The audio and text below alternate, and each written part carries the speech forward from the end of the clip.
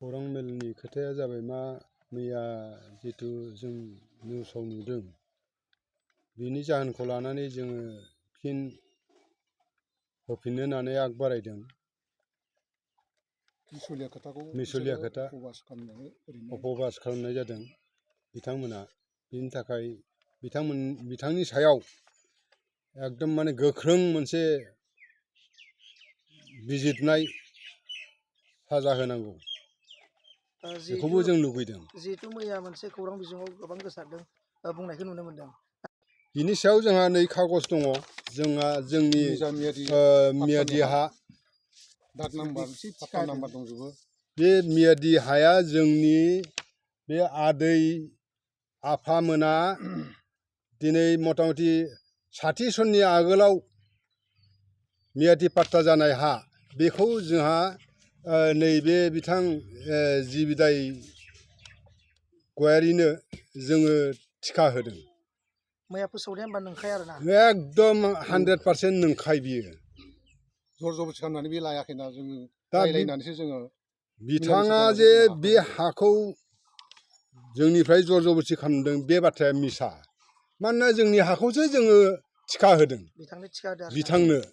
आरो बिथाङा जे थिखा लानानै माखासे मानसिखौ ओनसोलनि माने बेहाय सर्स हिसाबै न'खर फोथांनानै लाखिनो थाखाय लामा दिन्थिदों, दिनै सान्थि परिबेकआव लाबोगासिनो नाजादों लाबोनो।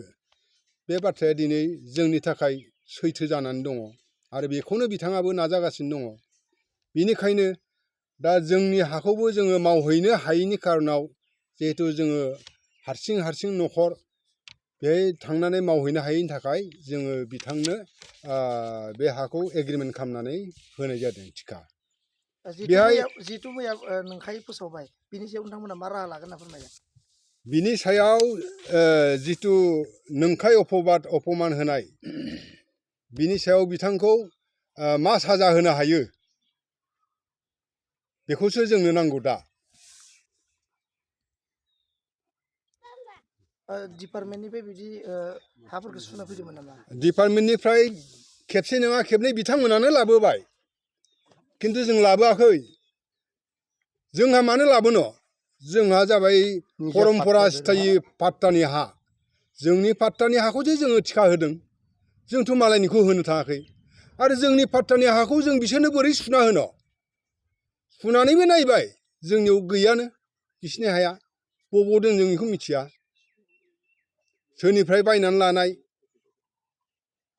जिहेतु बिथांमोना मोनसे अभियोग, बेफोरबो गासिबो नंखाय। जायाखै बेयावथ' मानोना दिनै लाट गावग्रा सानै दङ आरो आइसि बै जोंनि लाबदांगुरि आउटपस्टनि आइसि दङ, सल्जार दं बिथांमोनजों लोगोसे।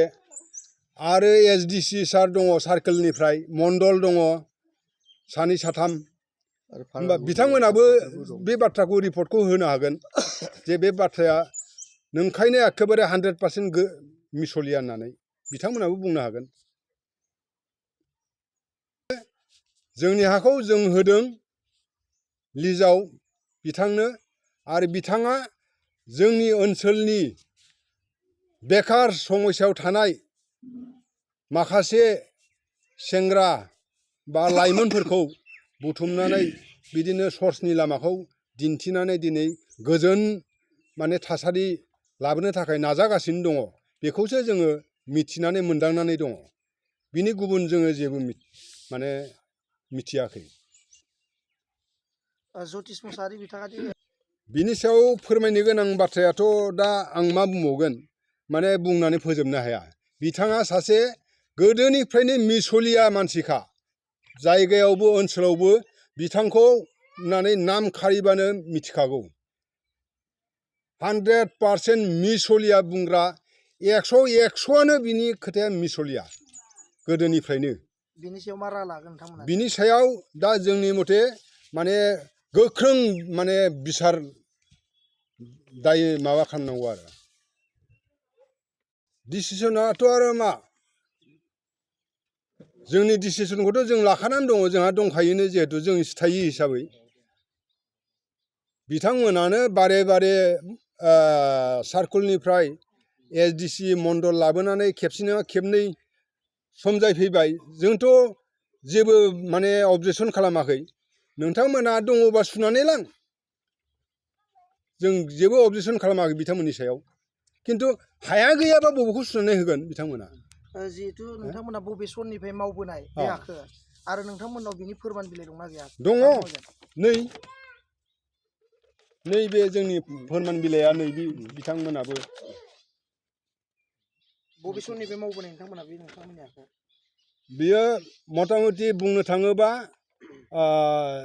50नि एसे आप जेनेबा 50 उनाव बेखौ माने आबाद मावनाय जादों आरो बे दखल हिसाबै मियादि पाट्टा खालामनाय जादों आरो बिनि उनाव बेसेबा बोसोरनि उनाव मथा मथि 81 सनाव बे जायगायावनो बे मियादि पाट्टा हायावनो माबायाव आबाद मावनाय समावनो आंनि आफाखौ बे जायगायाव मैदेरा गाथारदों होमबा माबोरै गाथारजानो मोनखो नोंथांमोना बेखौ साननानै नायदो दुनियानि बे ओनसोलनि मानसिया मिथिगौ आंनि आफाखौ जे हाग्रानि मैदेरा गाथारदों बे जायगायाव बे बाथ्राखौ बयबो मिथिगौ ओनसोलनि मानसिया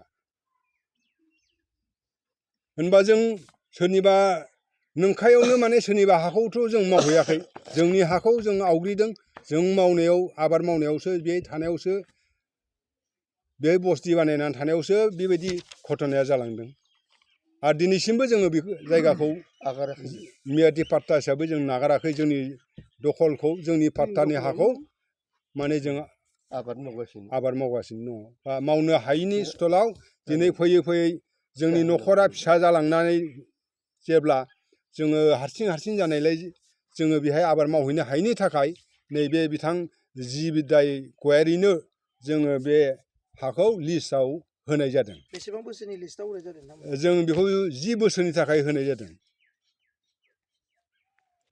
बिनि फोरमान बिलाइ खोन्थागोन नामा फोरमान बिलाइखौ दिन्थिनो हागौ जोङो नै लिस्टआव होनाय जोङो बिथांमोननो जोङो बेवहाय होनाय जादों नै